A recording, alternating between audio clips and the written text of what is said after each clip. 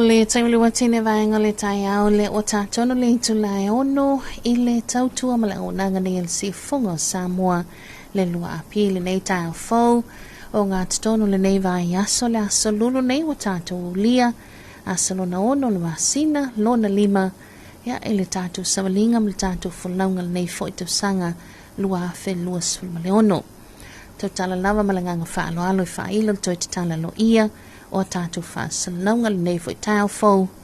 Ia, se o tātou mua i silvi inga mal whaaftai le tua, tātou sulaina ma tātou pātipati ailo na anga le lei, ai alo na mana whaiva venga mo i tātou, ia ina o tātou o li aile nei tāo fau, ma le nei a so fau le melea, o le tātou sauninga lotu, ia o le nei tāiao, tāpina ina ma taita ina i tātou e le fionga te akono, le fionga ia so pele Samoa, mai le kolisi whaafaife au e moa le ekalesia katoliko ia ele nei tai au. Mai lo whaafonga ele tātou sauninga lotu.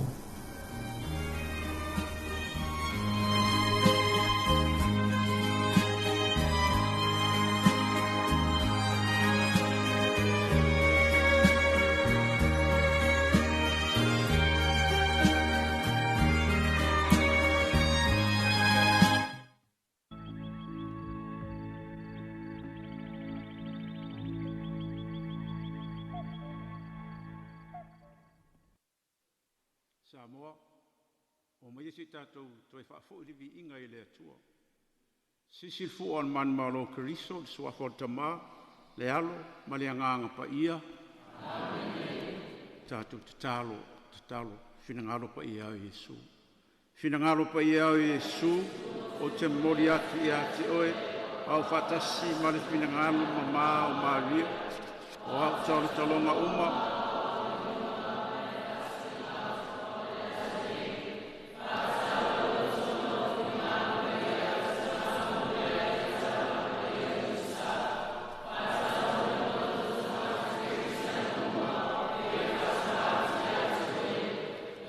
ngelu tol sie ia el famai e tea te ina le asone mati te aku le pule al fili amen ia fatasi le li i mautou fola le evangalia pa ia a Ioane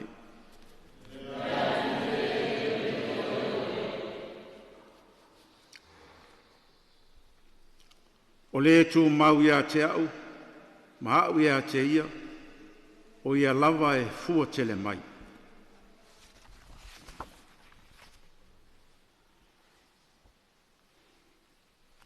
O au nei o le vine moni, a o lau ta maa o le ngalu e vine ia.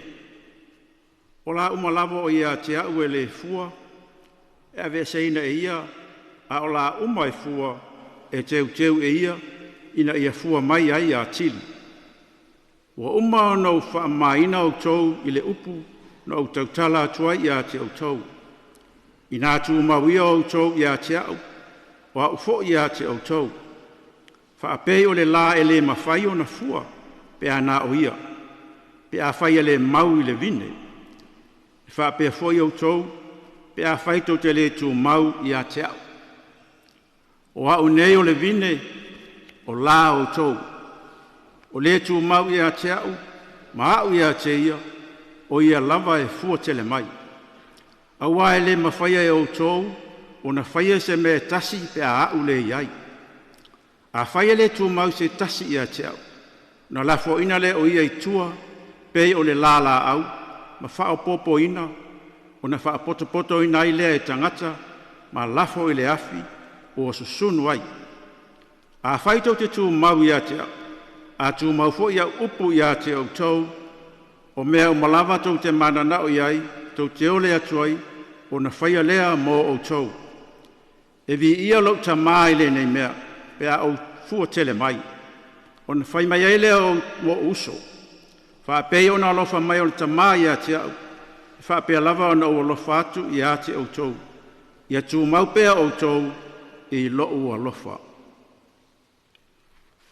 O le tala le lei, ale ali i.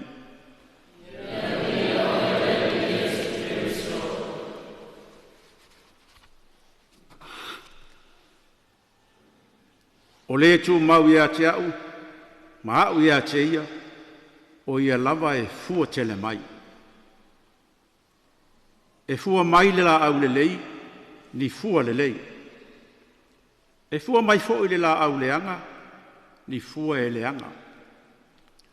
O le vangalia e le nei aso, o le whata oto Yesu, e whata tau le vine, ma ona la. O le toe wha manatu lea Yesu, mo oe mau. Ua tele sui ngā fou o le lalolanga. O tau au ina ave i ai le wha mua mua a le tangata. Tasi lea vaenga o le olanga, ua malemo ai le olanga wha kerisiano. Ua mau atu a fiafi wha le ainga. O le taimi e poto ai le tamā, ma le tina, ma le whanau. O se ava noa tā ua i le afiafi, e ave whaatasi ai le vi inga ma le whaafetai i le atua. E le mawhai o na fua mai le la au, pe a le pipii i le vine. Fetalai manino Yesu, o le tu mau i a te au, ma au i a te ia, o ia lava e fua tele mai. Samoa, o whanau o le lumona i lea o se atuno, e ka le sia ma ainga. A o ina le leile whanau, e tusa ma ala o le ali, o na fua mai lea i fua le lei. A vale tu lima lau whatatau, o na fua mai lea i fua leanga. Amen. Tātou vivi i le tua, e lona vi inga.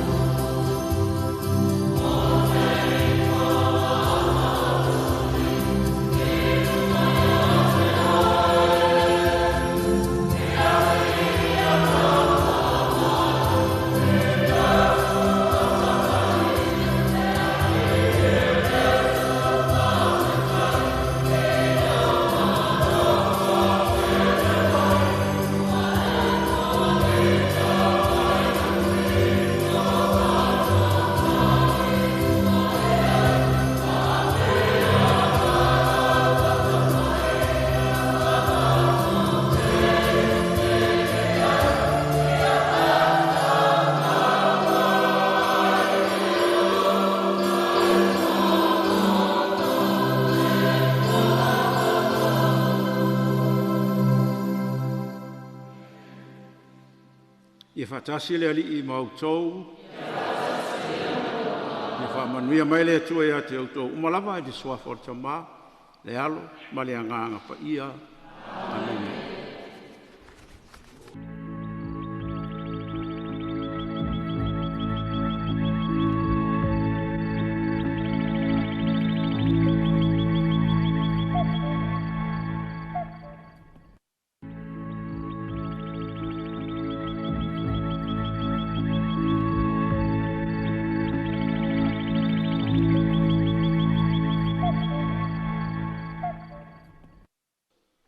Samoa, o mai isi tātou toi wha.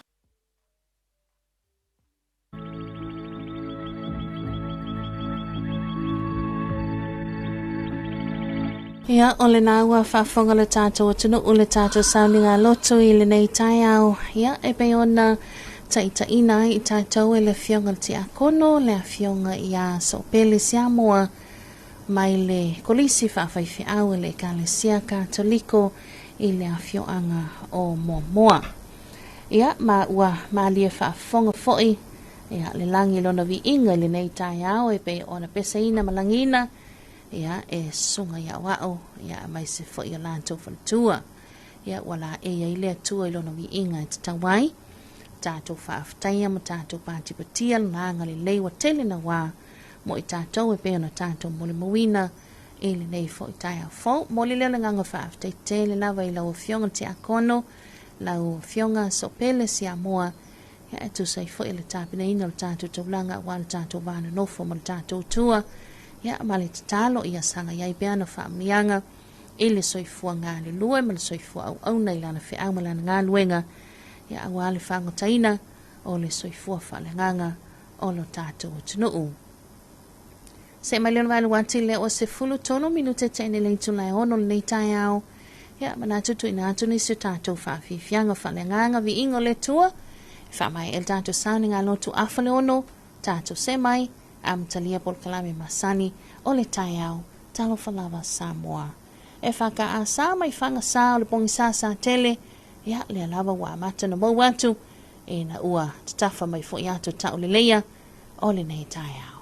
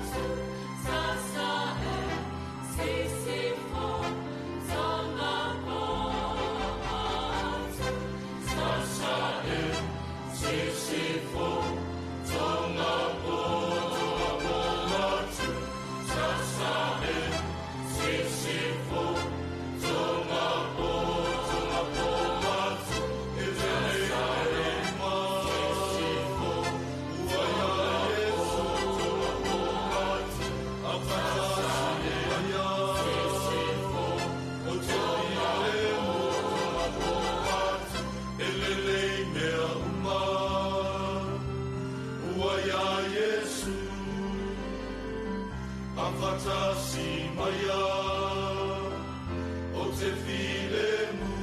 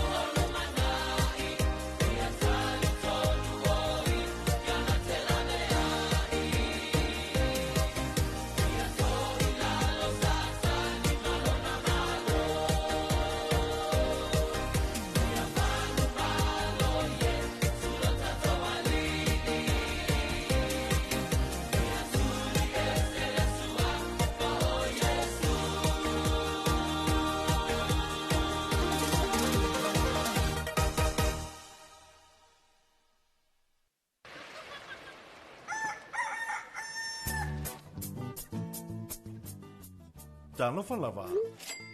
Yes. Ua si tia le tau fesuia ingo tupe wha momoli le Western Union. O lona winga ua wha teleina tupe tala. O le a wha ititia tupe wha o ngai lafo mai ai. Ai te le o le a talaina. Ha whea nei le official e #1 currency Western Union pe wala au mai i le lua lima ono lua tolu. Mo nisi wha mtalanga i suinga mawa e o taua fesuia ingo tupe ala Western Union.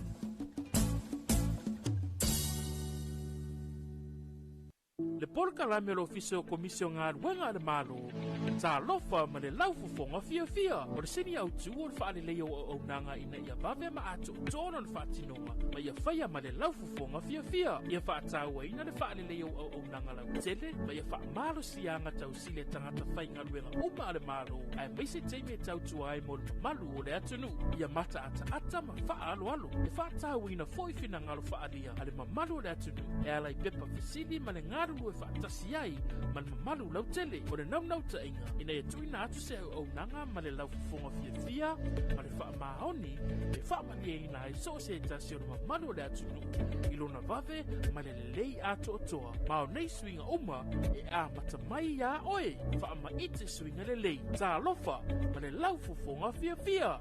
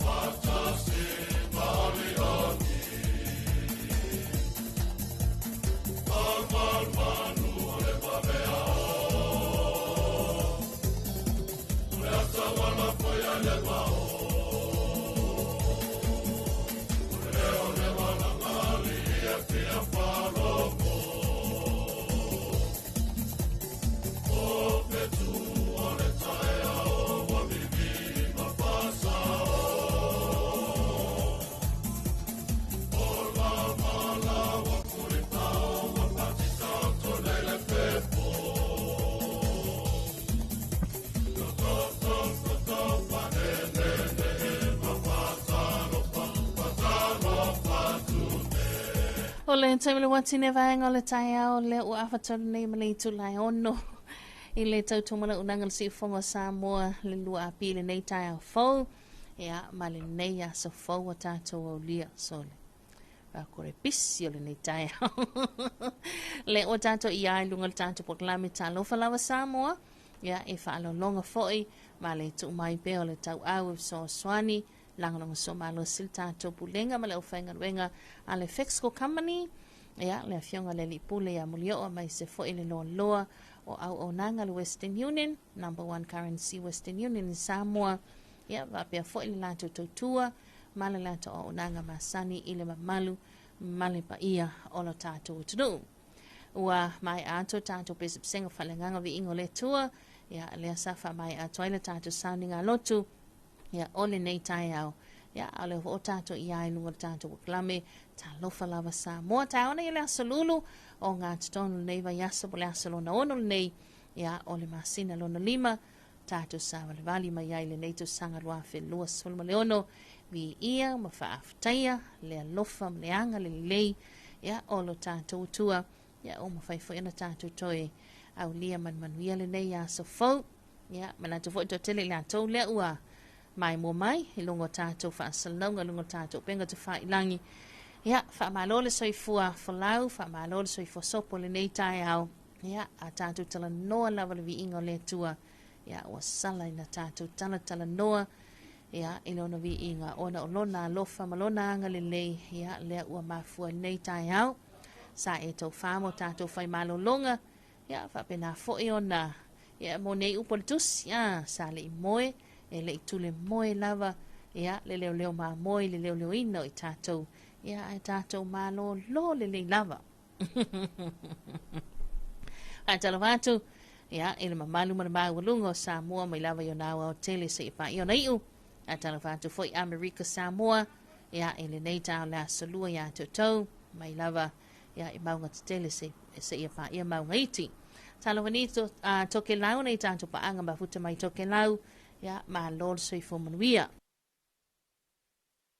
fa talo fa tu foi e le mawalunga na ia tatu paanga lo lala papa au so staff feel nei kilope ia ila to le o tatu mafuta fa tasi no penga te fa ilangi le nei tai au ma lo soi fo maua ma lo le langi mama ia vi ia le tua ta ilo ia te oe pole asa utala faili nei tai au but wa we mal tanto por kalame fa tai lava ma vi ia le lo famaleanga le leo le tua ia awai manatu foi ia ana nafi mana pova pe ia o kai au fai mele o kai au fai mele va vi fiana kai au fai mele ia fai mele kali tele o tato mafu fonga tele o tato blends but fa tai le li ona malus ia manatu le afa tau winai ia le telo tato fo fanga fa tato oto ile nei ya solulu ola weevil tato maftanga mal filo inga mai sa tato fa slanga mo le toi kwata le tu la fitu tau nei ia tato se ele se ia sia ia le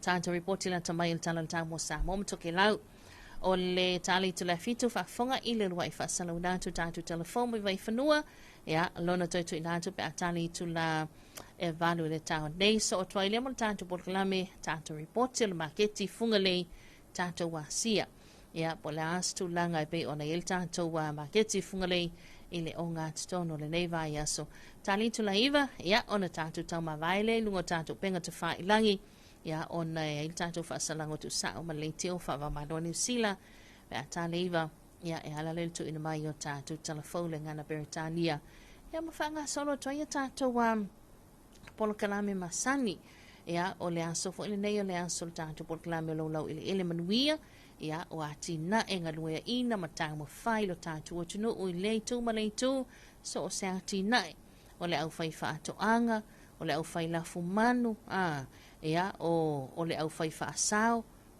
o fai sua o ti la pia ia o vaenga uma fa penai le ngata i fale la tau ia tala noa lo i mea tau fa asao tato tala noa lo tato ngata i fale ia ai mai se foi ia o le tele maleano noai ia o le atina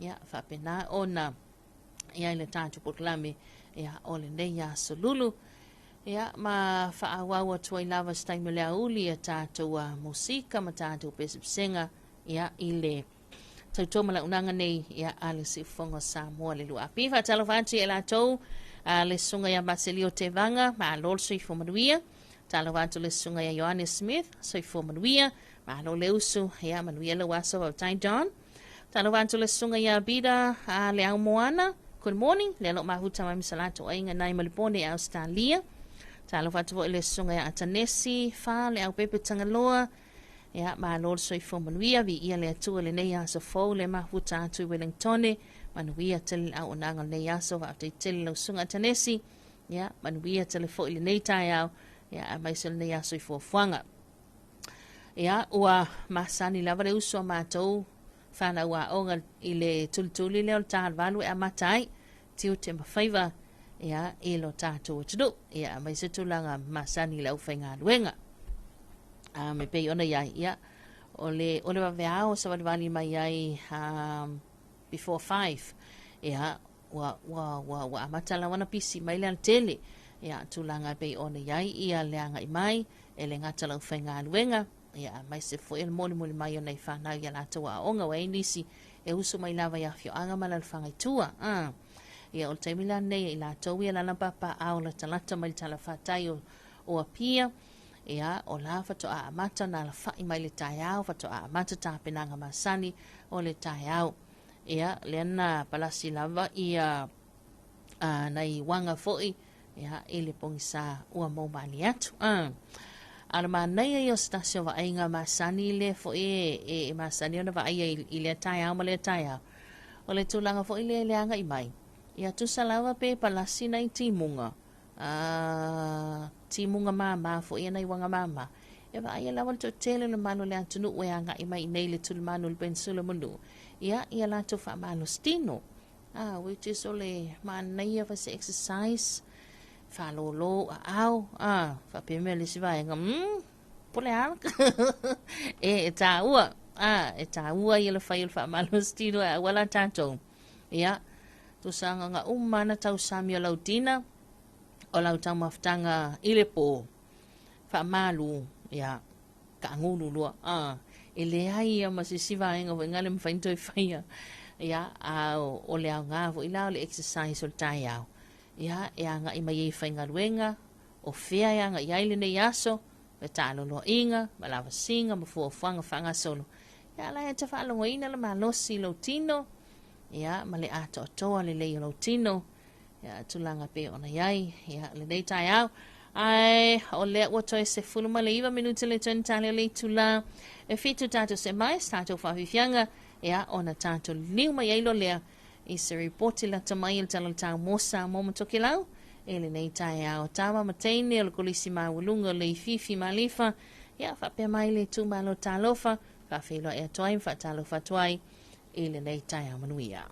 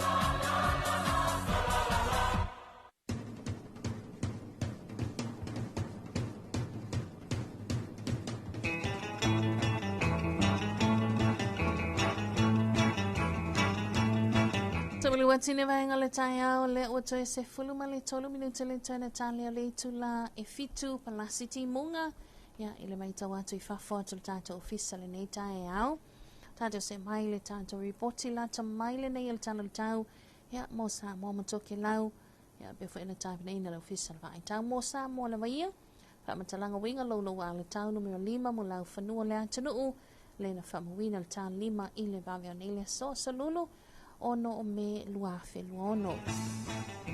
Fa malusia fautuanga o timunga mafa, fa malusia fautuanga mono longa.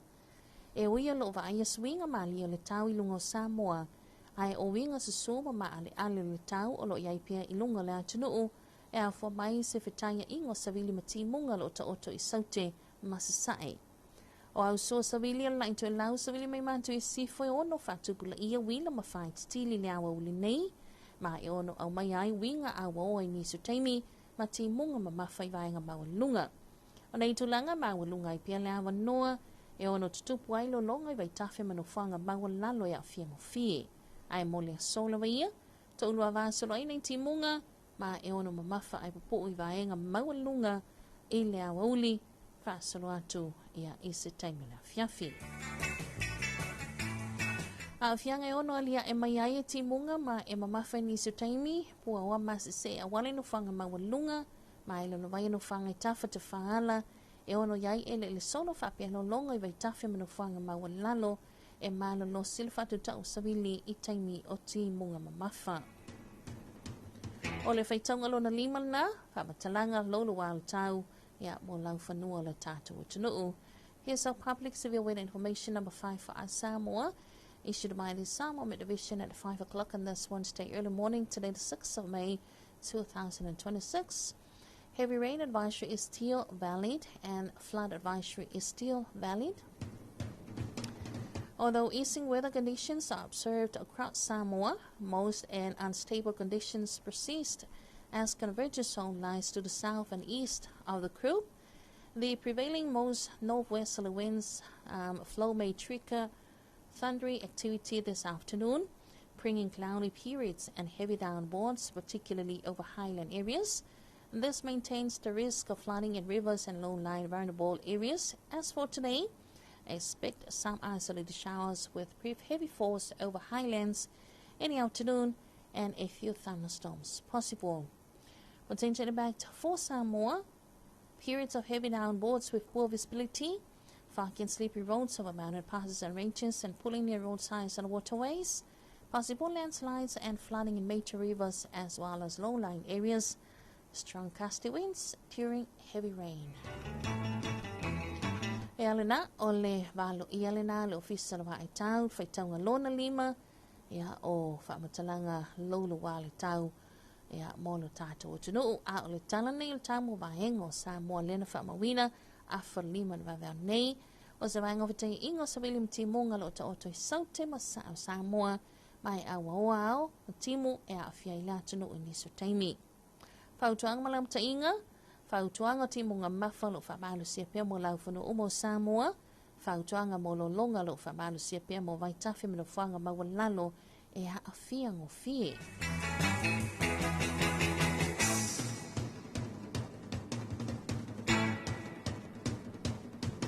O se vainga nei mo le mutili sa la whai ma tumua nei mo le soe ta ulwa vaso lai timunga, ma e mamafa ai pupu I vainga mawalunga whapena I wila ma whai titili e ono iai, ia, ma se vainga le tamai mo le aso tai au le aso tofi o le ato ulwa vaso loai timunga.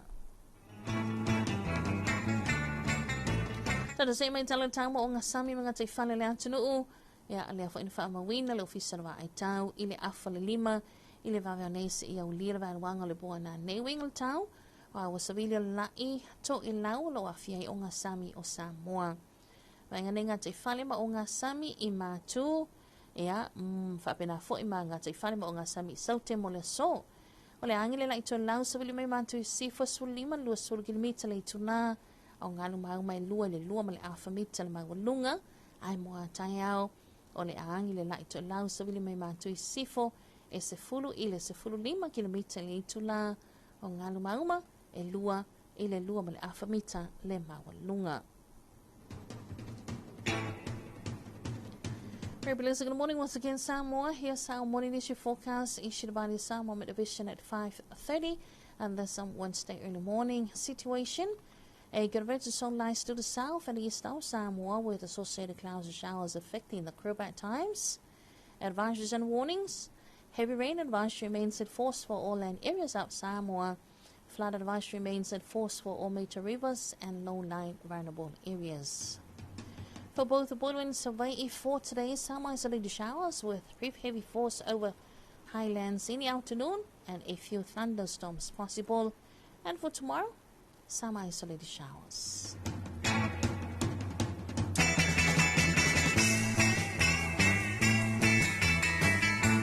And here's our morning marine forecast. A situation in northwesterly winds flow affect Samoa's marine waters. For both north and marine waters and the south and marine waters for today. North westerly winds of 15 to 20 kilometers per hour, waves and swells of 2 to 2.5 meters, and for tomorrow, north westerly winds of 10 to 15 kilometers per hour, waves and swells of 15 to 20 meters. Elena, ole reporti la tamailina talata mo tato tudu ya e pe na famawina ele official va ital ben sulamanu nei ya ele ta lima afali tula lima ili va veaule so ya maile tato official va ital Talofa ni toki lau ma lo la wal sifu muia wa mai o tole nei taia ya ole tal nei tamo to le na famawina va ital Samoa ele ta le ono ile va veaule nei. Winga le tawa o savili mai sael of TIP land to laubi tai o se vainga vai o pau ma le ea o lo anga I mai sifo. Winga le tawa mo to lau se o lia van wanga le bona nei a wo ni su taimi mana timo yai. Fe lo ma lo se savili mai sael sami sisi vainga yona tuatu o le ayai timunga pupu. Here's your morning focus for you to Kelau issued by the Samoa Meteorological Division at 6 o'clock situation. And there's a wind flow prevails over the islands. Meanwhile, a weak trough of low pressure approaches from the west. Focus a minute tonight for Tokelau cloudy periods with some showers, moderate easterly winds, moderate seas, and for Federal Tokelau, brief showers.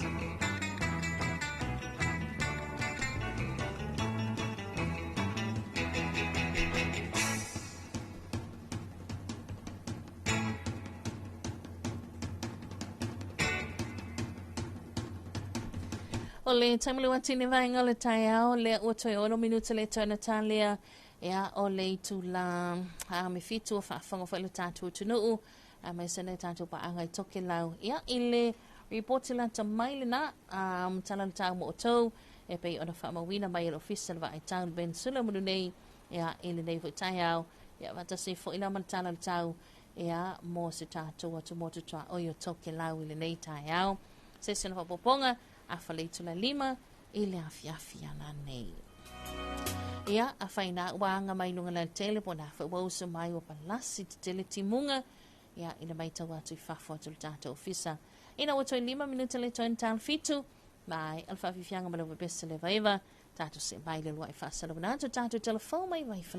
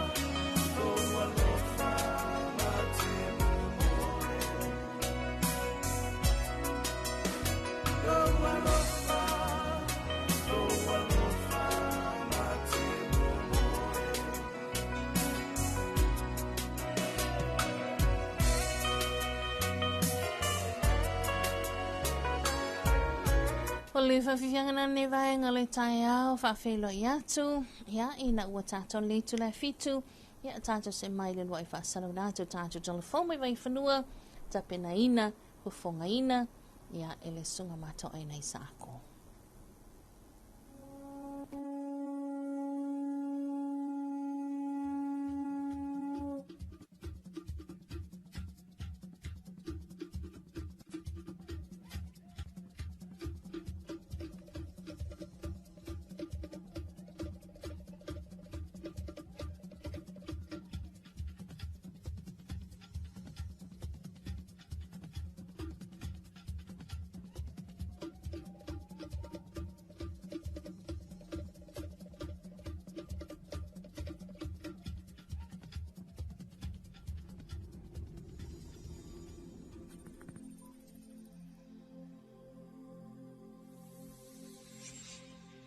Talofa lava i nei tai awa e lo mai o se whapoponga o talafou mai vai whanua.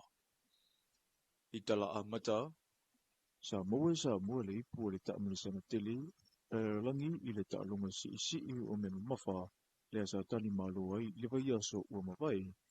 O le tamaitai o St. News Towers, na maua le whailunga le siri au i le vaenga o tamaitai, e le ngata o pini auro, o ipu, ai o le whailunga tupe fo i se fulu afe tala au sitalia, o John Duffy, o loo tūlanga lua nei i le tūpāwa lii, na ia maua le whailunga tupe e 5 whetala Ausitalia, pine auro, ma le ipu, i le vaenga o lii la iti, sa sili au ai le lii o imenu o 5 sau, ma na tawa au ina iai pine auro atua ma le ipu, o le whina o le awa Samoa ma i lato uma sa tau sinio.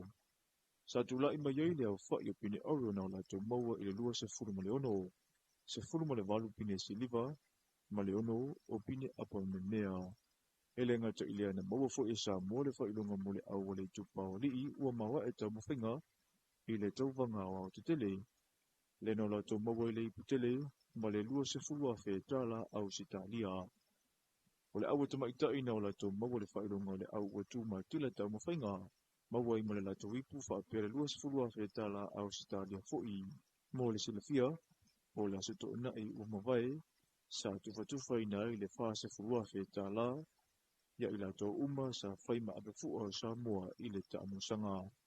Sa saunoa le awhionga le peresetene o le asosi si i a tua pepe Cherry Woodward, e o atu i le salauma leonoa whe tala Ausitalia le tupe sa whaanganga, e komite o tapenanga o taalonga whaama malo mo whailonga o te tele o le taamusanga i ona vaenga ese.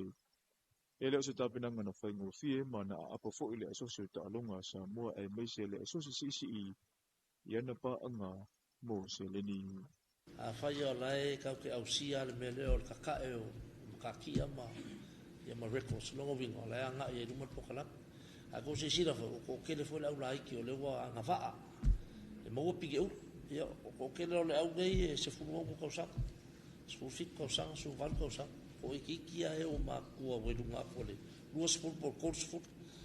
E pero le ai le fa pe la ku i lalo le ka fa nga foi ka sanga mo vai ma o lunga fa le ka pula sa ye ai ka sa pa o le anga o le yesus ia nga i pe du ia mangin gol ku langa le o le nga mo buanga sa le se le ki ka sanga ka ko malo e se ale o sa o mar ka sanga malo e varu se la wafi varu se la o ma le i vafi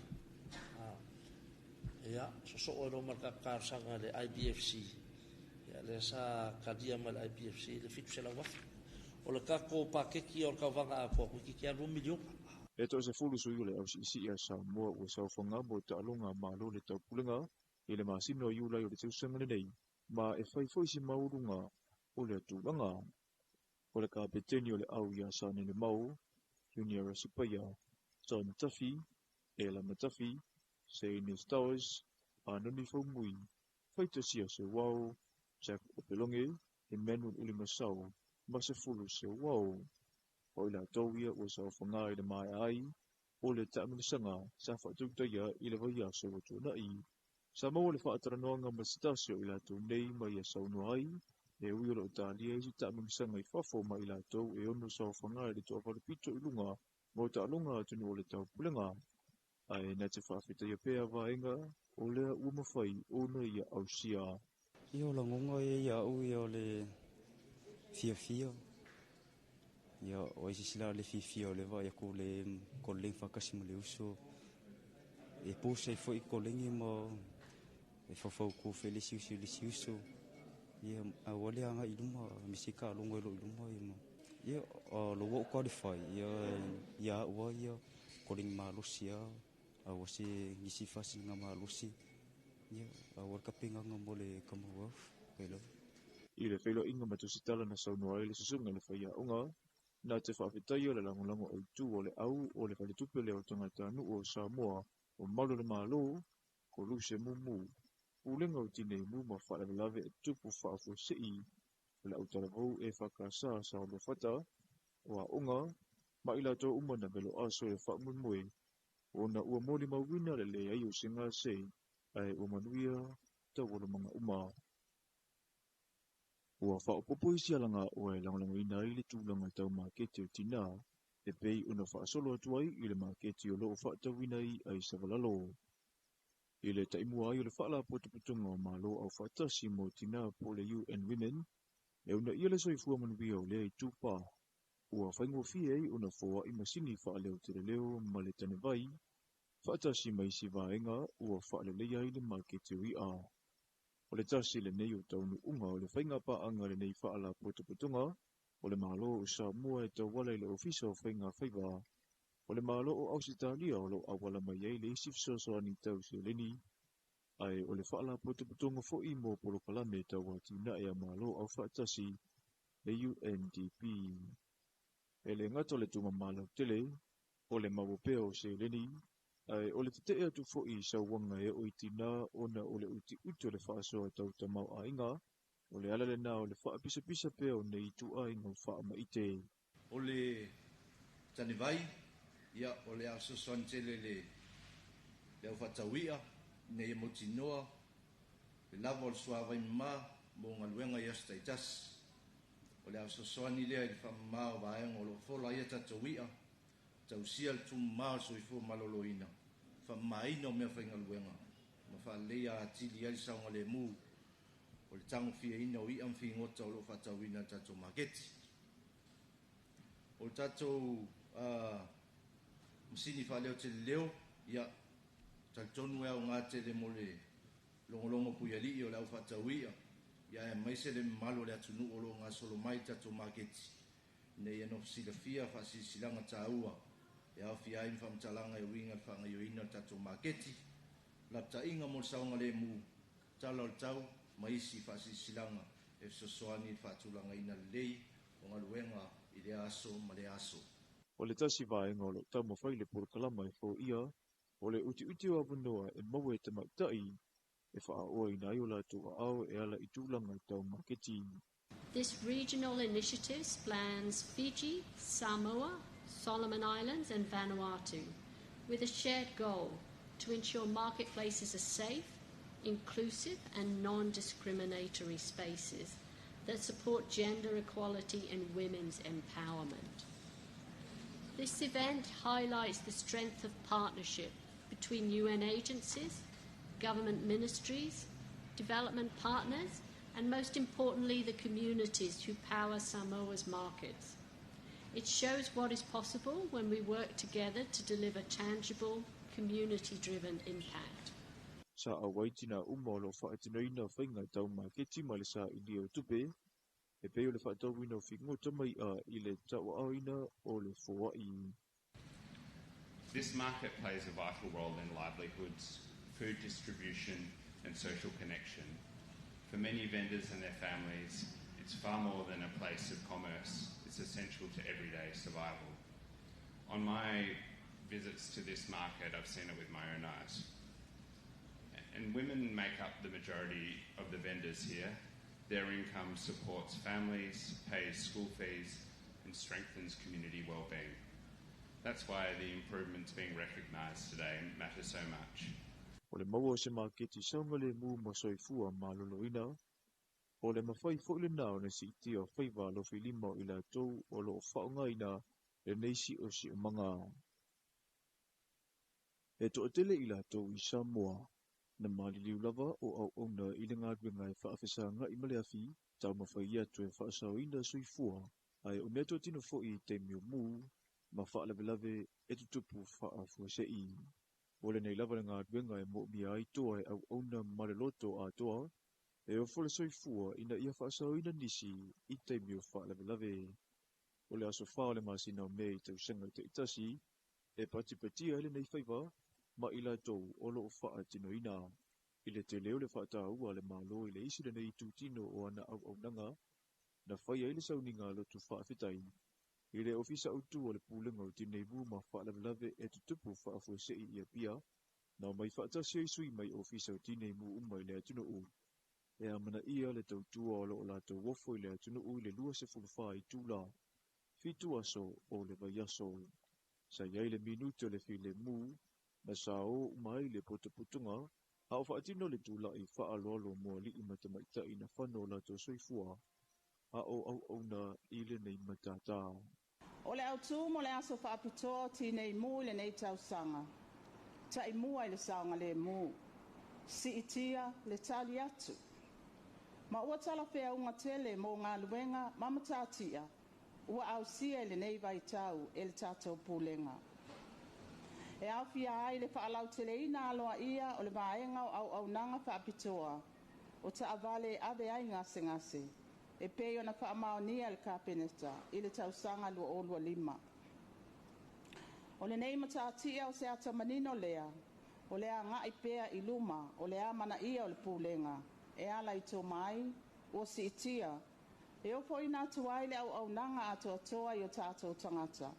I taimi o whaalawe te tupu whaafose. I taimi o whaalawe whaale nā tua, o whaalawe le sami, o whaalawe i ala tutele, ma so o se isi lava whaalawe, o le tāsire nei o pūlenga e mua i tā pae le atunu ura la tofi soaswani, ma e whaawau pea o o ngai vaenga ese o le tautua, ina ia whaamalia ina ne mamalu o Samoa, i taimi e mo o miai. O tātou Talofa mai vai whanua mo le nei fo i tai au, se isi na whaapopunga, i le awa uli.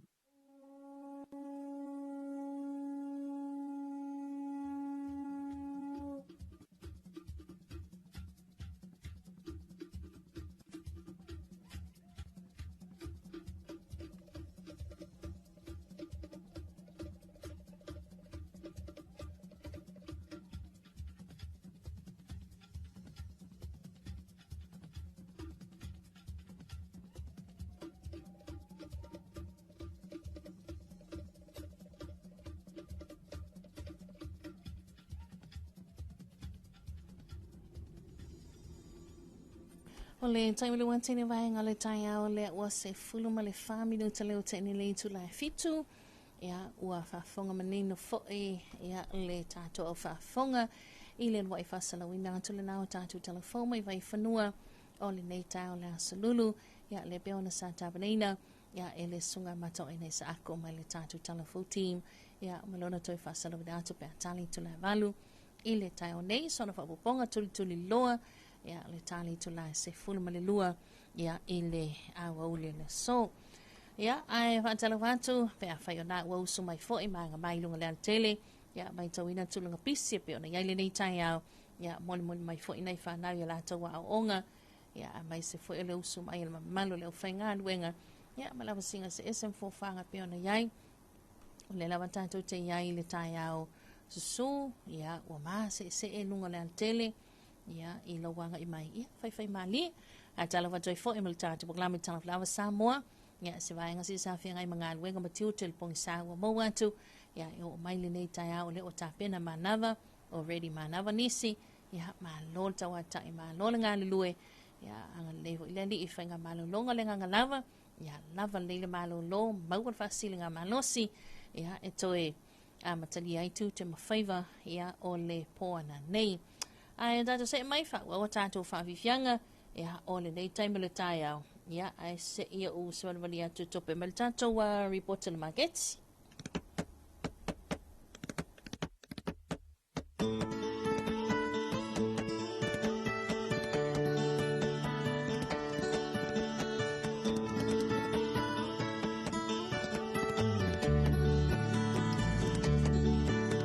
Matala noa manu le nganga nai o le tai au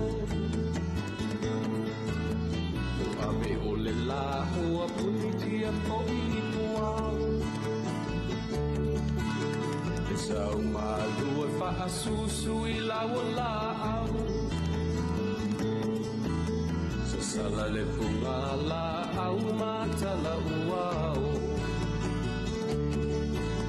E tio a fo i Samoa whai o na tai au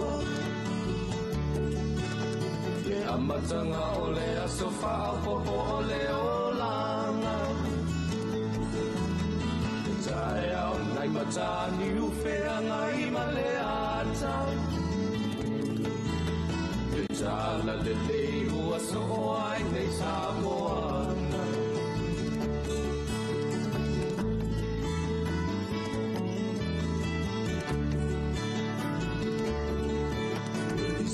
Tau whao le sua mani e o le vine ula Ma pau whaunga o le lupe lunga o le moso o i pula E langa ali ua pua ina mai lo na malongi E aso kou ua poa ina i le Samoa moni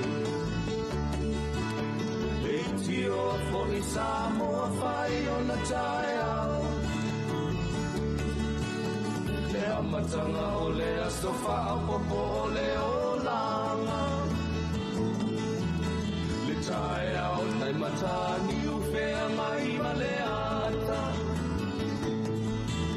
Le tala le lei ua so o ai nei Samoana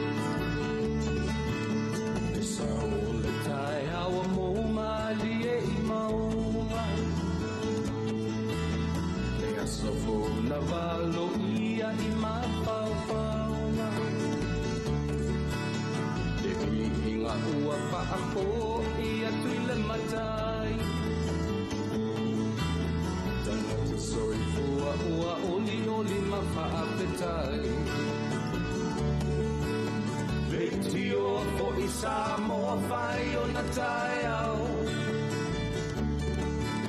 Le amatanga o le aso whao popo o le o langa Le tai au nai matani uwhea ngai ma le ata Tala le lei o aso o ai nei Samoana Tio fo i Samoa whai o na tai au Le amatanga o le aso whao popo o le o langa Le tai au nai matani uwhea ngai ma le ata Le tala le lei ua so o ai nei Samoana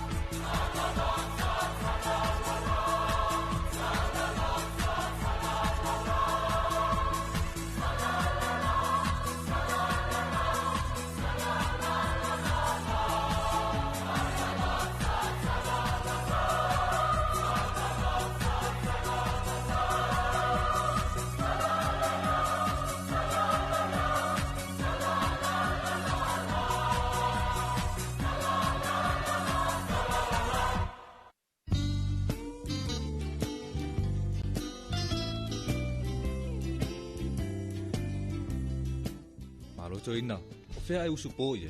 Te o te alua tupo le asi la me ta pisa mai ngā tai le whare komiti. Whalongo le vaenga lua le polo kikian malu, la foi wapo e kumkumu e ngā kai.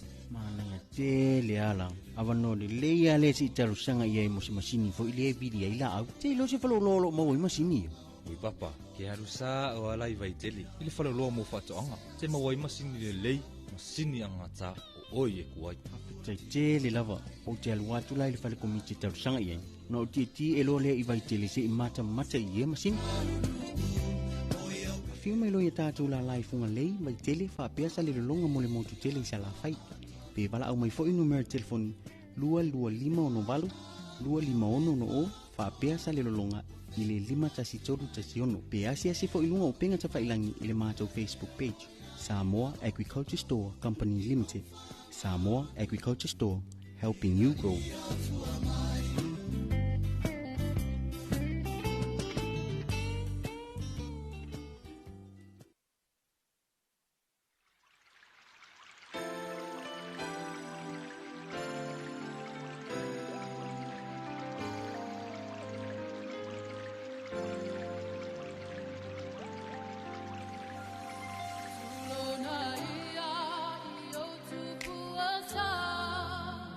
I say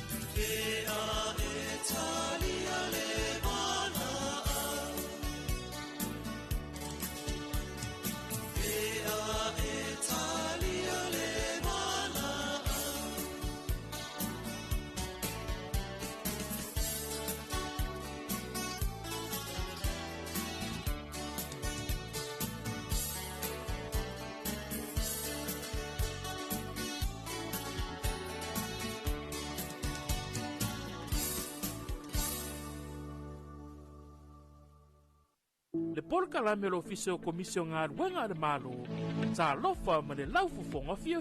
O le sini au tu o le whaale leo o nanga ina ia vave ma atu tono le whaatinonga ma ia whaia ma le laufofonga fia. Ia whaataua ina le whaale leo o nanga lau tele ma ia whaamalo sianga tau sile tangata whainga ruenga uma le malo. Ai maise teime tau tuai mo le mamalu o le atunu. Ia mata ata ma wha alo. E whaataua ina foifina ngalo whaalia ale mamalu o le atunu. E alai pepa fesili ma le ngaru e whaatasi ai ma le mamalu lau tele o le naunau tainga. Ina ia tuina atu se au nanga ma le laufofonga fia ma le whaamaoni e whaamalia ina e so se tasi o le mamalu o le atunu.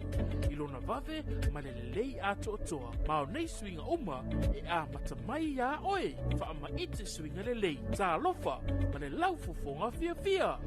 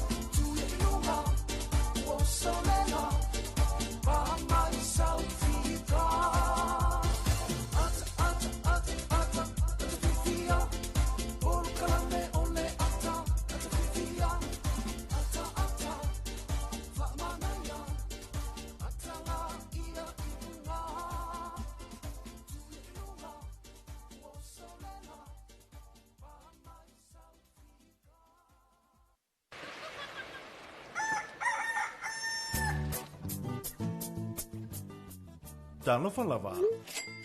Yes, ua si tia le tau fesuia ingo tupe wha momoli le Western Union, o lona winga ua wha teleina tupe tala. O le a wha i titia tupe wha o ngai lafo mai ai, ai te le o le a talaina.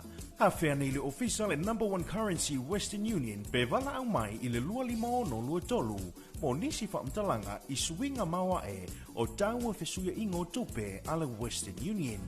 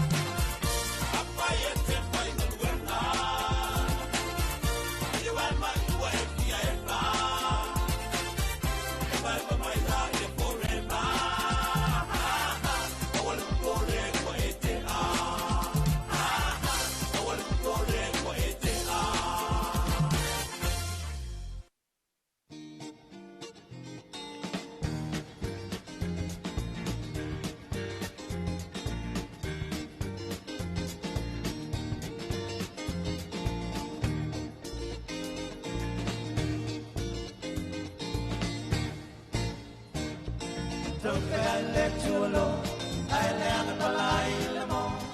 Tamali le tupanua ai lo yona fua. Papena satani, ilona pia matoi le lalolang. Ao o mai lei, o wasunu i le api. La la la la, olia papai, olia mamai. Olia papa, olia mamai. Olia papai, olia mamai. Olia papa, olia mamai.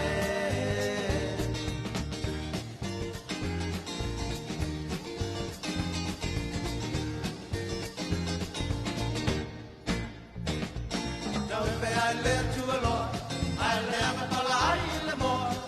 Somali, let to Padua, I know you're poor. Papena Satan, below the fear of the Lala. Out of my leg, I was to Milati. Shalalala, Olia Papai, Olia Mamai, Olia Papa, Olia Mamai, Olia Papai. Olia mamai, olia papa, olia mamai.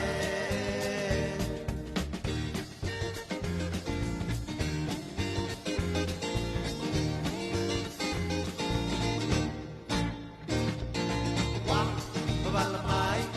babalamai, yo bolinga. Hey, uau jepa, ilepetu malamasina. Ualato, pepulak mai, levani moni molela. Uno matota si maupa no malatani.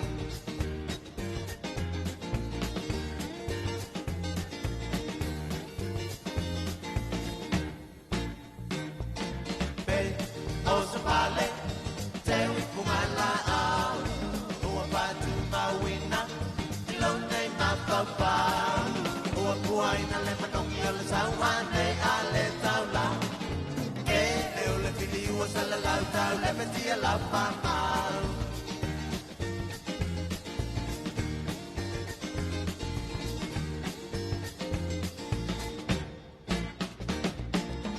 I live too alone, I lay on the palai, the moon.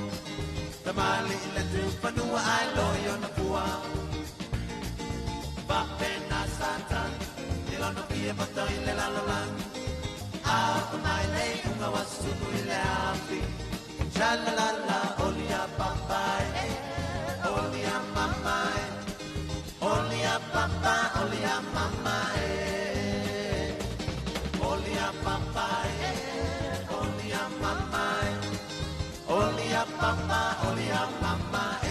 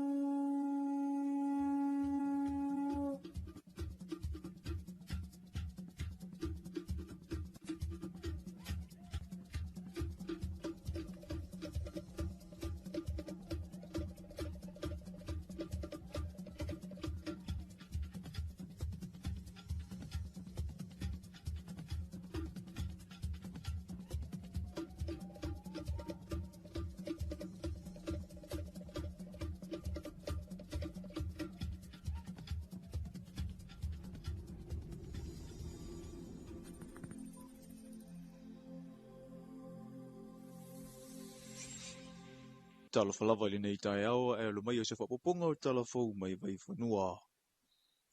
I tala a mata, sa mua le ipu o le taamarisana tele, e langi i le taalunga si o me mawha, le asa tali malo ai le vai aso ua mawai. O le tamaitai o St. Stars, na maua le whailunga le siri au i le vaenga o tamaitai, e le ngata pini auro, o ipu, ai o le whailunga tupe fo i se fulu afe tala au sitalia, o John Duffy, o loo tūlanga lua nei I le tūpāwa lii, na ia maua le whailunga tupe e 5 whetala Australia, pine aro, ma le ipu. I le vaenga o le I la iti, sa sili au awai le li o imenu uli masau, ma na tawa au ina iai pine aro a tua ma le ipu. O le whina o le awa Samoa ma I la tō uma sa tō sinio. Sa tula I mai iai le au whai o pine aro na o la tō maua I le lua se furu ma le ono. Se furu ma le walu pine siliva, ma le ono o pine apa me mea. Ele ngata I lea na maua fo e Samoa le whailunga mo le au le tupa o lii ua mawa e tau mawhinga I le tau wanga o te tele. Le no la tō maua I le iputele, ma le lua se furu a whe tala au sitalia. O le awa tama ita ina o la tō maua le whailunga o le au ua tū ma tila tau mawhinga. Maua I ma le la tō ipu wha pere lua se furu a whe tala au sitalia foi. Mo le silafia, o le asoto ina I ua mawai, sa tufa ina I le wha se furu a whe tala, ia I la tō uma sa whaima ape fua o Samoa I le taamusanga. Sa saunoa le awhionga le peresetene o le asosi si ia tua pepe Terry Woodward e o atu I le salauma leonoa whetala Ausitalia le tupe sa whaanganga e komite o tapenanga o taalonga whaama malo mo whailonga o te tele o le taamusanga I ona vaenga ese.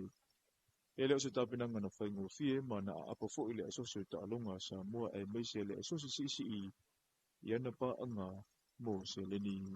A whai o lai kau ke au sia le mele o le kakae o makakia ma ia ma records longo winga o lai anga ia rumat pokalap. A ko se sira fo ko kele fo lau lai ki o le wa anga vaa. E maua pigi au ia ko kele o le au nei se furu o kausaka. Su fit kausaka su van kausaka. Ko ikikia e o makua welunga po le. Luas furu por course furu. E pero le ai le fa pe la ku I lalo le ka fa nga fo I ka sanga mo vai ma o lunga fa le ka pula sa ye ai ka sa pa o le anga ngol ngi so ia nga I pe lup ia mangin won ku langa le o le nga mo buanga sa le se le ngi ka sanga ka ko malo e se ale au sa o ka sanga malo e baru se la wafi baru se la ma le wafi ia so o ro marka ka sanga le IBFC le sa kadia mal IPFC le fitu se la wafi o le kako pakeki o le kawanga a kua kuiki kia 2 milion E to se fulu sui le au si ia Samoa ua sauwhanga mo te alonga malo le tau pulenga I le masino o iulai o le tausanga le nei ma e whai si maurunga o le atulanga o le kapeteni o le au ia sane le mau Junior Rasipaya John Taffy Ela Matafi Seine Stowers Anoni Faumui Whaita sia se wau Jack Opelonge, Emmanuel Ulimasau, Masefulu se wau. O ila tauia ua sa whanga I le mai ai, o le taamilisanga sa whaatutaia I le waia sa watu nai. Sa maua le whaataranoanga mastasio I la tau nei mai a saunu ai, e ui o Italia I si taamilisanga I whafo mai I la tau e ono sa whanga I le toa wharapito I lunga, mo ta alunga atunu o le tau pulenga.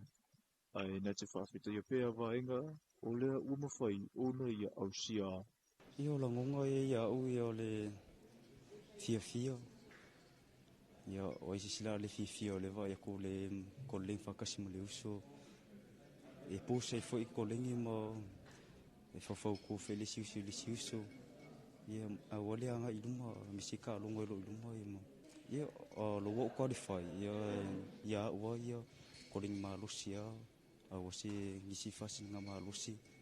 Ia awal kapinga ngambole kamu kailo I le whailo inga matusitala na saunoa I le susunga le whaia unga na te whaafetaia le langolango o tu o le au o le whaletupe le o tangata nu o Samoa o malu le malo ko luse mumu ulenga o tine mu ma whaalavelave e tupu whaafo sei o le autaravou e whakasa sa o le whata o a unga ma ila tō uma na velo aso e whaamumue o na ua moli mawina le le ai o singa sei ai o manuia tau o mga uma.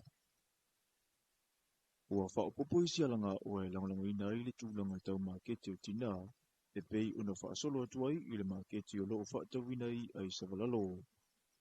I le taimua ai o le whaala potoputunga o malo au whaatasi mo tina po le UN Women, e una ia le soifua manuia o lea I tūpā.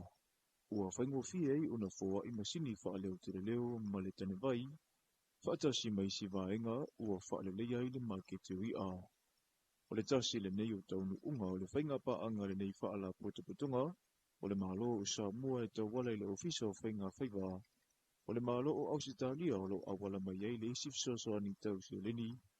Ai o le whaala potopotonga fo i mo polo kalame tau atina e a malo au whaatasi le UNDP. E le ngata le tuma malo tele, o le mawopea o se leni, ai o le te atu fo i sa wanga e o itina ona o le uti uti o le whaasoa tau tamau a inga, o le ala le na o le wha pisa pisa pea o nei tu a inga wha maite. O le tane vai, ia o le aso soantele le au whatawia, nei moti noa, le lava o le suavai ma, mo ngaluenga i asta i tas. O le aso soani lea i le whamma o vaenga o lo fola ia tatawia, tau sia le tumu maa so i fua maloloina. Whamma ina o mea whainga luenga. Ma wha leia atili ai saunga le mu, o le tango fia ina o i amfi ngota o lo whatawina tato maketi. O le tato masini wha leo te leo, ia tonu ea o ngā tele mo le longolongo puyali o le au whatawia, ia e maise le malo le atunu o lo ngā solo mai tato maketi. Nei ano fsila fia whasi silanga taua, e au fia im whamtalanga e winga whanga yo ina tato maketi, la ta inga mo saunga le mu, tala o tau, maisi whasi silanga, e fsosoani whatulanga ina lei, o ngā luenga i le aso ma le aso. O le tasi vaenga o lo tau mawhai le porokalama e fo ia, o le uti uti o avanoa e mawe te maitai, e wha oa ina o la tua au e ala i tūlanga tau maketi.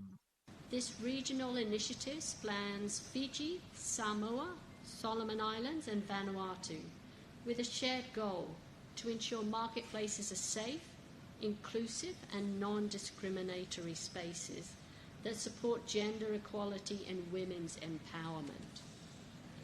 This event highlights the strength of partnership between UN agencies, government ministries, development partners, and most importantly, the communities who power Samoa's markets. It shows what is possible when we work together to deliver tangible, community-driven impact. Sa awaitina umolo whaatinoina whainga tau maketi ma le sa ili o tupe, e peo le whaatauina o whingota mai a i le tau auina o le Hawaii. This market plays a vital role in livelihoods, food distribution and social connection. For many vendors and their families, it's far more than a place of commerce. It's essential to everyday survival. On my visits to this market, I've seen it with my own eyes. And women make up the majority of the vendors here. Their income supports families, pays school fees, and strengthens community well-being. That's why the improvements being recognised today matter so much. O le maua se maketi saunga le mu masoifua maloloina, o le mawhai fo le nao na si iti o whaiva lo whilima i la tau o lo whaongaina le neisi o si o manga. E to atele i la tau i Samoa, na maliliu lava o au ona i le ngātuenga e whaafesanga i maleafi, tau mawhai atu e whaasau ina soifua, ai o neto tino fo i te miu mu, ma whaalawelave e tutupu whaafuasei. O le nei lava le ngātuenga e mo mia ai toa e au ona maleloto a toa, e o fole soifua ina ia whaasau ina nisi i te miu whaalawelave. O le aso whaa le masina o mei tau sanga te itasi, e patipatia ele nei whaiva, ma ila tau o lo whaa tino ina. I le te leo le whaata ua le malo i le isi le nei tūtino o ana au nanga, na whaia ile sauninga lo tu whaafetai. I le ofisa utu o le pūlenga o tinei mu ma whaalawelave e tutupu whaafuasei ia pia, na mai whaatasia isui mai ofisa o tinei mu umai le atunu u. E amana ia le tautua o lo la tau wofo i le atunu u i le lua se fulwha i tūla. Fitu aso o le vai aso.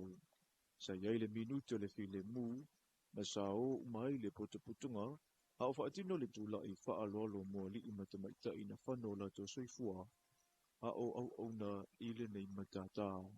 O le autu mo le aso whaapitoa tinei mu le nei tausanga. Ta i mua i le saunga le mu. Si itia le tali atu.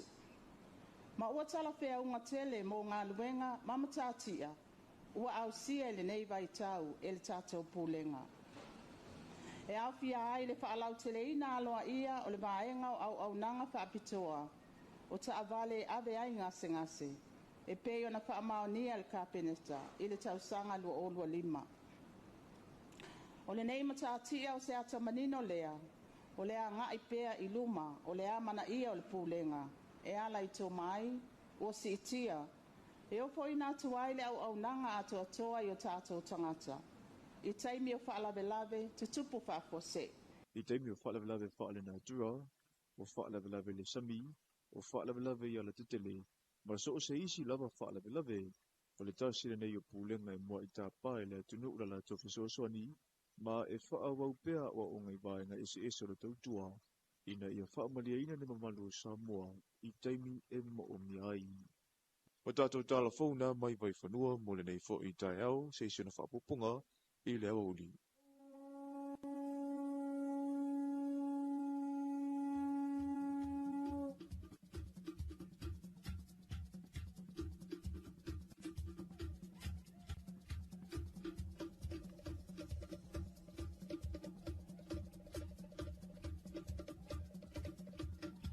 O le nau whawhangal tātou tunu ui le toi whasalawina to le nau tātou telefon mai vai whanua ia o le nei fwoi vaenga le tai au mai le sunga matoi nei sa ako ia ma le vaenga o tātou ma telefon ina ua se mai le valu wati ia o le ua se fulu ma le 5 minute le o te inei ia le itu la valu ia mana tu tātou se mai loa i le tātou reporti ia o le maketi fungalei ia whape fo i ona tui nātu ia tāpneina e le tofa ia maui le utu mose.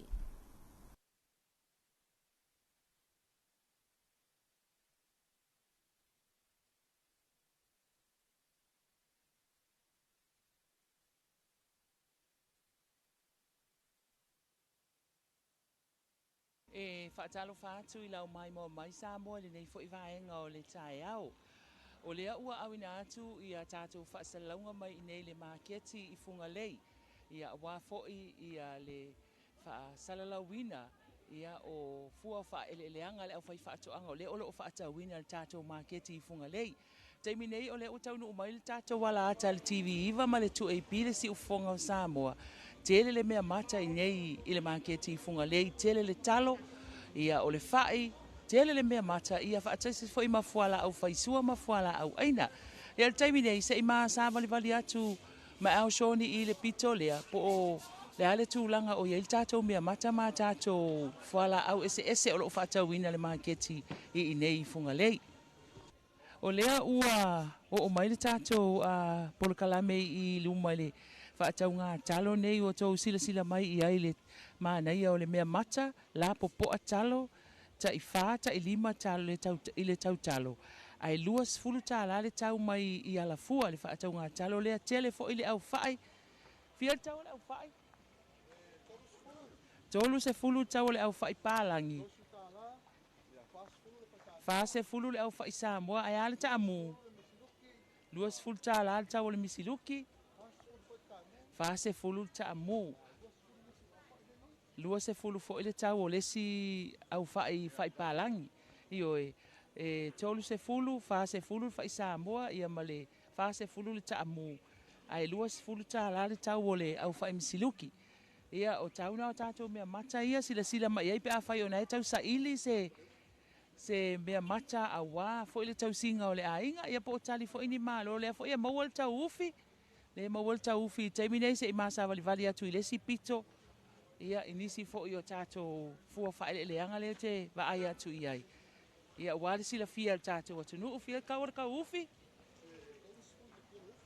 ia tolu se fulu I le tolo ufi lea Io mana ia le tau ufi pe a whai o nei ia umalo na malanga mai atu nu mamau ia ngai mai nei le maketi I funga lei o ele suafa ia anga I mai ma vai ia to vi o mai o I moa ia le o whaata wina le tau ufi ma le tele o le au whai whaata se ma le tātou talo le tau le au whai paka ia 5 tāla le au whai paka wai fo I tātou e fia I le whaipaka ia anga I mai o lea tele le tātou mea matai I nei le maketi I funga lei. Ia tele o le mea o le whala au whaisua mai whala au aina. Ia whaatasi ma le mea mata a walau filifilinga. Whai ai lau filifilinga I le nei tae au pe ai hanga I mai. Ai mai se lava. Ia o le o tātou iai I le aso sao tina le o tātou walo atu mo le whaamina tuina o le aso sao tina. Se mea mata I anga I mai. Anga I mai a watu se ato e se whaile tia lo matua ma le toia ina ai mai se lava I le aso sao tina le asau nei. Ia po o le nei fo I va yaso wa le fatu a tātou tau nuu le aso lulu. O le nei va yaso ma na ia le te leo au whaimisi luki la te va ai atu iai. O lo whaalango mai le pou le pito la. Ma na ia le te leo au whai. Ia te le lava le mea mata I whai e lau filifilinga.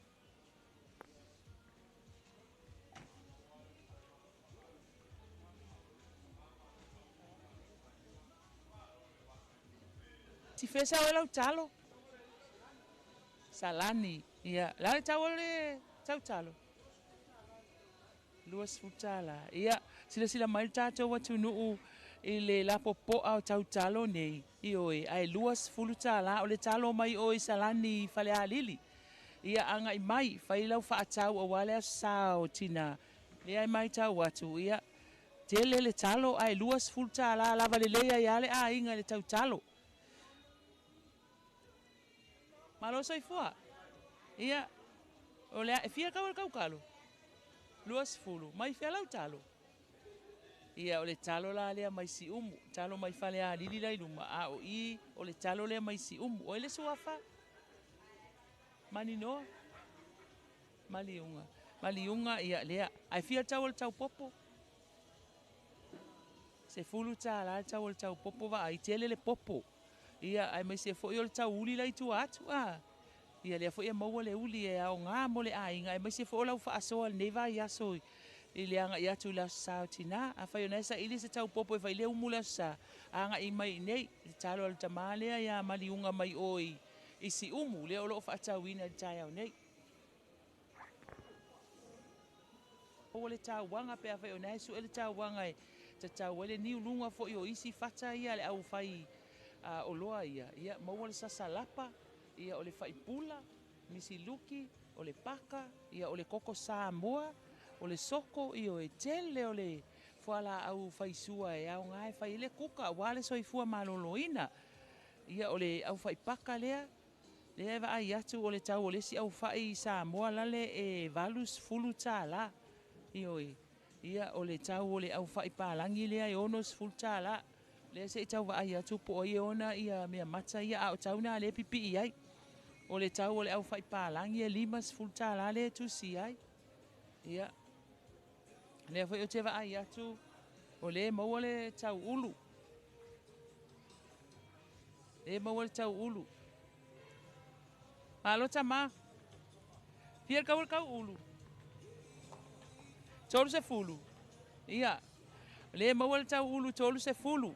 Sila mai tātou atu nuu. Maua fo I ma le tau lu au. O le au whai paka.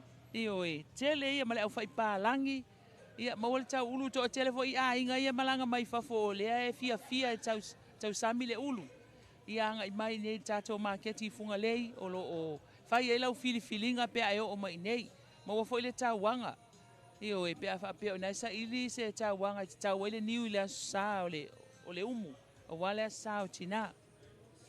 Tele le talo. O oi fai ta mai o nga talo ia. Ia lea fo Eva ai mai sila mai le ile a fo ile tau talo ia I o e tele talo lua fa ono fitu talo ia ai se fisili atu pe fiel tau ole tau ta pe ia e lua se fulu ale a lua ile tau ia manaia le tau ole mea mata I nei tātou maketi I funga lei anga I mai ia sau e te sila e te tali tonu ai ai ole tūlanga na le ia ile nei tae au le tele ole mea mata o le tau ulu, o le tau popo, tau talo, o le whai, o le luau, ia o fuala au whaisua, ma fuala au tau mawhamata. Le aise mea e onge I nei le maketi I funga lei, maua le maukeni, so se tu ai ngā fuala au, maua le whaipula, maua le ato esi, so se tu ai ngā fuala au lava, ia mo le soifua malolo ina, o loo maua I nei I le maketi I funga lei.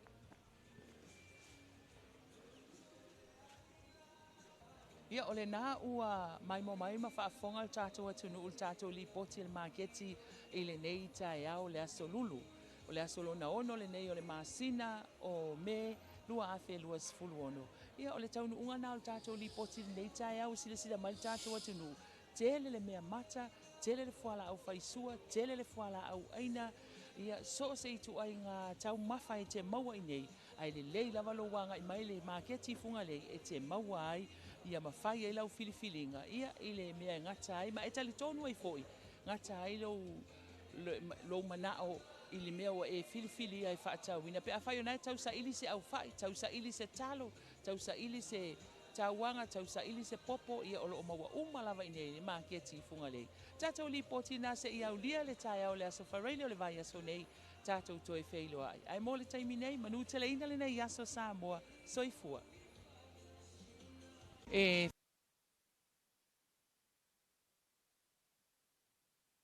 Tātou li poti nā se i au lia le tai au le aso whareile o le vai aso nei, tātou toi wheilo ai. Ai mō le taimi nei, manu tele ina le nei aso Samoa, soifua.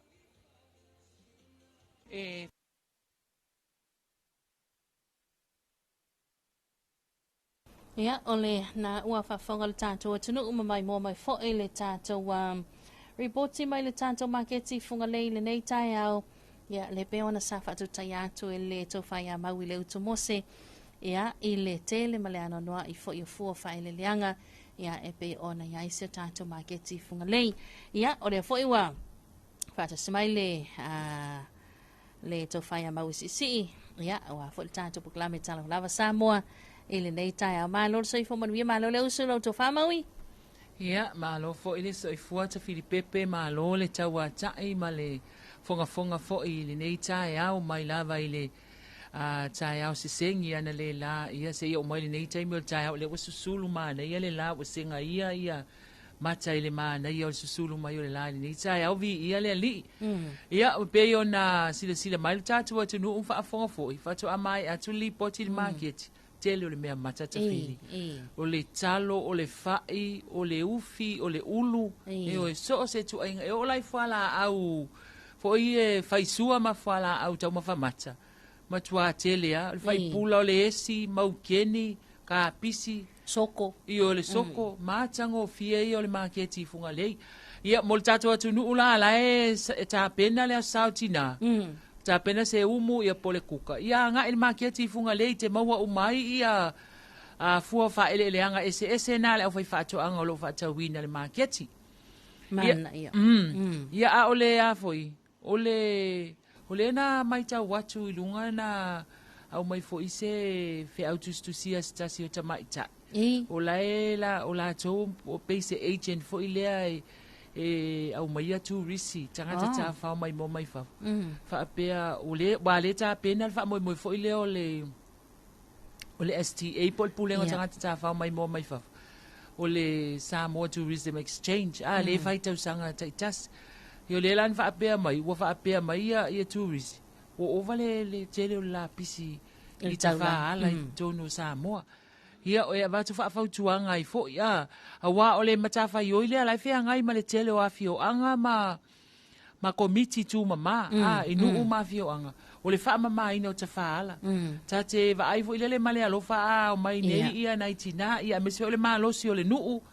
Ia ma nai ta maa lolosi fo ilia. E o mai e ta pena au tafa. O mea ngai mawai. O le apa ingu, o le kanga pepa. Pepa kuis. O pepa kuis. So se tu ai ngā mea. Wa fo ila leo ta avale ia ngā ilunga lau wala. E tau ai i fafo.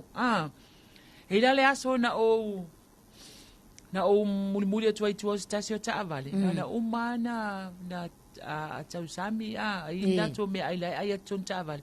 Tongi no i fafo maltanga pepa. A wo o kongo kwa i on makongu. Oh, sure. Kongo apu ele aka lau kerifongi. Le lana o tango pu e whapea o te tango e wala au ia le turisi e ave iai se i whai wai e o le ia le tū la fono e ai tu inga mea whapea o le wha ota i te tono no whanga whai tele. Ia malesi tūlanga. E tate alo whai naiti nā mata māma le mā losi o awhio anga. O le wha mamai. O le ti ngā ina e wha mamai le la e o mai ngā lulu e. Wal wha mamai no tātua tunu. A le tau solo mua i tangata i wheo ai ta avale. Le pe le ano vo ile le o aku akongi. Ai wa uma vo ina whai atu le whautuanga wa ole. Whautuanga ale ale tourisi. Va ai le ni tanga pepa tu tono le ta avale tu. Ia ila pisi. Pe a uma ona tau sami. Ia pe a wafo ona inu le apa inu. Ma le whanguinu. O stasina vaenga mawile tele na bese ai le sunga ya taimelangi. Ia o le whaamaina ua le whamai taimelangi anga mai o le whaitula mo le whanua. Ia e anga i mai ia e o ke ngia mai ala i o ia tangata wai maua i fo. Ia le fo tele na anga ia tuai o lato au tarvo. Ia e atu e whaamama. Ia wano fuanga o le ia il tato wafu mo tato malawa alele. Ia le na o le tūlanga na ia na le avatu a whautuanga ma se tu alalo le tātou atu nuu, ia ai mai se lava i la atu e whaia o lātou sā, wai le whaapea o tangata umai whaia le atu langa. E ia i la atu la e pe e le ano, wile le whaata mala lava le tūlanga lea, ia e tātou ngā lulu e whaatas. Wha mamalo tātou watu nuu, a wā mālo a siasi mai, o lea koi kiki a mālo vai aso Iyo. Lea vo inina o lo inei tātou mālo mai le Azteca, mai America Samoa. Le sā siasi mai, ia o tūlanga na, ma nei a leo mai o tātou mālo i whaafua se i leo mai. Hau lai mā whaasolo ato Samoa, ia ai mai se o wha moe leo le tūrisi. Ile le sifuela to por kalame le a nga i mai tūrisi, o le Samoa Exchange, Tourism Exchange. E o le sivaenga maui o le tulanga foi le mawel tanto se leni. Mawel tanto tupe maua. Ai e ala lao na tosina ma avanga le lo turisi e saupea ya Samo. O le matango fie. Ma le saunga le mu. Saunga le mu o le tato watunu. O le aso whareile o le vaeso nei e loncha ile me o le taalonga la kapifo. Ile le taamilo sanga le NPC. Le whaia tātou atunu. O la le tau mea sina i le awha le ono le afiaf. Ia e te tala aloa ia ele por kalame leo le taamilsanga leo le taalonga la kapi tātou atunu o le nei tau sanga. Au le asto naila. E a mata aloa ia ilo le taamilsanga. Te tala le aso fraile a mata le asto nai. Awa nafilen tala loa ia i taamilsanga le kirikiti Samoa. Ia, kirikiti wha Samoa wa o le kirikiti la wha Samoa. Ua leva ona alu alato o taamilo sanga po alato liki kirikiti. E whaataula ina ia o atu le fua ua whaile su e ngā siampini.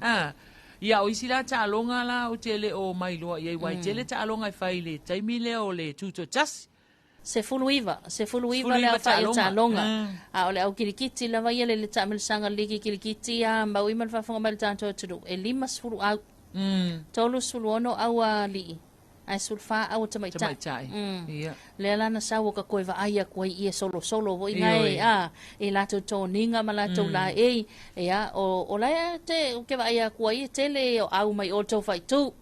Ia ele awale fi anga o lauli. Ele tai au no sawo i tai wala wo sa vali mai malato toninga malato pate kirikiti. Lona winga pe folinga mo se lato ta alonga le sa fa anga solo tai au na.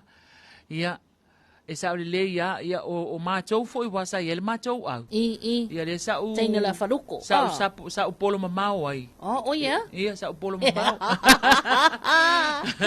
ai e aka so ka le o tafili ia peitai wo mai nei taimi ia le au nga wa vai o au le koe mawala la sa saule nga sa saule pake io sa olo ai ali ya pe ya la mawar polo ai te sila fia o te vidi o matu tua foi soi fu na i tina mata mai ta isa faia au kirikiti ia ona ua leva na ta atia ta longa ile to e faia ia o mea la na ia to e fa mau popo i fol nei taimi wale ai mani se faia o la tele te ine talavo ia au tu langa na au le sila au le au tele o lo paise au tanunga manono wa le au sili nasa champini tele o te wilama le au le atene o i au le vai mai tanunga manono ia ile taimi fo i a o ngā lulu e ai le sunga ia la le ma le faletua ia vini ia le sa fa mau popoina le au le ata mai tai o le afio anga o tanunga manono ia o tele o mai loa la po to e faisa la to au nei taimi o isi au leo te tilo atua ia maui o le au lea lau mai farani laula au mai farani ia o le teina le maunga mai o i wawala Ia. Ia, o la foi mai le au tamaitai I le matulua. Sa ia foi le au a le lao Samoa mai le pea. anga le pea. Ia. O le tele na au ia wa tele lava au ia pe ia o te lua ta fili o tūlanga na wa iai. Ia o tele na mātutua so I fua I la tau sa wha mau popoina o kirikiti. Ia. Lona winga la o la tau ngā luenga la fai taimine. O le toe a o le au la iti ia le au talavou. E me foi ngai alo matutua foi ngai e a fa mai lei ele ua fa pe ala la sau o te lo o le tele na vala ulia mai ia la to fa mau e o ia fai o fa ke a pe fa fenga sapo polo e pe fa fenga fai le vai o te mine e ke fiu e vala au ko ko yo mai e ko ya se lo ngai vala au ku le la ku farka se la uli mas funo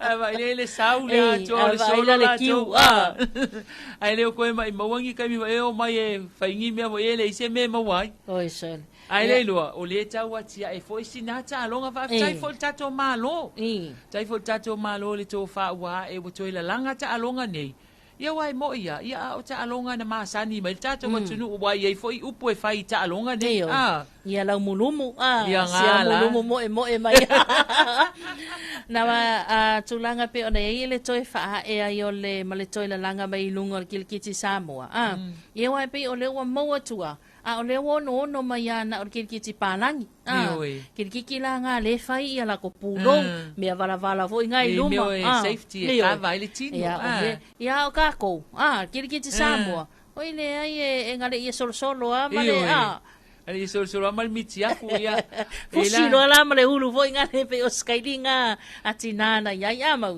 e la sio ancona e se le o kilkiti wa leva na maliu ia ola sa soani fo ile koleni na o matou au de taimina fa to atau a matai ia o le tamala na le tafili o lana o le mea le lei ai le vaenga o le kirikiti le ai o le polo mamao me fo ile o le ka ko le lua lua ngai kua ia la kula la ku mai kama ngai ku yo esapo ia mantuala o ia tilo I lunga po le taimi o le munga la ngimo le pe se ngai o mat al tamana e fa ingol mato nu ole ato e ka kulo lai ku mai ko fa mai lai ku mai ole ako o wai ma o pole le sapo ia ai le ngi me vo ngai pe ko ki pa la nge me ka vai lima ia o tato ine ele e sapo a sa wale polos ai a fo el polo kirikiti e fa si malo ia na o tata la no ai fo kirikiti ia to tele fo ia li o awali isai longa li nei ta longa ia ua fai ilangi la tau fo longa amana ia o pe o isina ta longa ia wai pe o leo tala no alto tele tu nga fautas ia tu nga fautas ia o le ua toe la langa mai markil kiti Samoa o le voli le sta longa liki voli ia o le voli polo le sta longa ia ma le tele la vo ta longa ia o le afa atino inai ile vai a sole o le tuto tas mana tuo le so tolo uni fa to afa mai e tato tuto tas ia le afo ia e pe e look forward ale to tele ona o le tu nga fautas ia ai manatu o le taimi ai tau nu uma ia so a komiti taitasi ia wa o le aso ata ia o le afa e fo tato fa tal noanga inei le TV male tu ap le au mai so a komiti ia e fa tala no fo I ma fa amala malama la to tapinanga o mai fo ile so a komiti o le fautasi ia ona fa mauti no mai la ia o wale tele lava ia fa mtalanga fe avea I lungo o peng of so ta inga ia ai fa to ata to tala no pe o mai le so a komiti e ona tonu fito I tonu male tu nga va ia wai ole o fanga me le taia maui ia o le wala langi solo fa so la ko va leo pa mai le ia se si va ma ko va o ka la I solo inge le pensula mo o ko yo office va msingonga o ko yo le office pa lo ka la I solo fa so la ko va mai le va amalo si ale vai nga saule su yo so a komiti o le sunga ya le au salilo ia le fai mai yo le va amalo si ale va ale o leo o fa ku sole Ia e whaapea o ingale o le oa e kuilunga le au wala o mai whai mai malos. E se ale le wha singo ka avare e se kango le foea mau. Le ai. O le tūlanga wai le wa o malu o le malo e whai ala tau tole ninga. Ai pe o le ala le aleina na ielo la tau manatu whaapea o na lai malo los. Ia ala whai mai le a tau e malo los i fo le telefoni. I wane ko wha longo ki ali a tau lua watala noanga. A me le a tau e le isa ku ungai whaia. Mai pā le whanau so luma telefoni. E sa e peki mama ia na o pā whana mo mai. E sa o e misi luki. I anga Kusa whai mai e pā le whanga ai whai mai le pese misi luki. Mua mai luma tu ia pai. Ia, mananto mau i tātou se e mastatou whaafifianga. Ia, o le nei vaenga le tai au. Ia, o na toi whaua wai leo le tātou whaasoa. Ia, ina ua toi lua sultasi minuta le toi na tālea. Ia, o le itu la e iwa i le nei tai au.